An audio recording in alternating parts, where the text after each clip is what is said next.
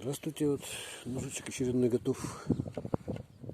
Длина клинка 12 сантиметров. Хотел показать, что для чего используют в процессе. Ну там есть ножны, все были им же выструганы. И вот подвес.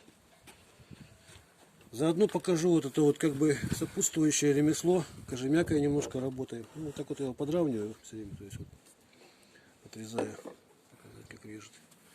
Вот, а подвес сам вот так вот просто разминаете. Даже вот когда, если он пересохнет сильно, короче, его можно льняным маслом или жиром гусиным замочить, например, на ночь, а потом вот так вот его разминать, как четкий примерно. Вот когда я, допустим, его сейчас, вот пока мокрый его разминаю все время, пока мокрый был, иду в гости и как бы гимнастика для пальцев, приятная с полезным. Таким вот макаром разминается. Далее вот сам нож так вот заходит, сам не выпрыгнет. А вынуть надо, вот пальчиком упираетесь и одной рукой, то есть вынимается. Можно удлинить. То есть не упадает ничего. Так, теперь. Ну теперь покажу, как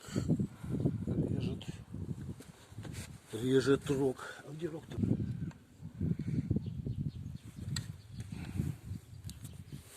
Это рог лося. Вот видно, да, что? Вот такими вот стружками строгает. Ну, обычно, когда так строгает, то на пару лосей хватает. 9 ХС металл, кованой ручной ковки. Вот так вот. И после этого газету я зачем режу, чтобы вот попробовать. После рога обычно, если он не держит, то заусенчики газетка сразу показывает. То есть вот, когда, например, бритье, оно не показывает, что заусенчики, оно и с заусенчиками может быть.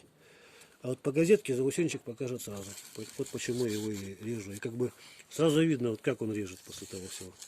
То есть, как бы вот так вот. Всего доброго. До свидания.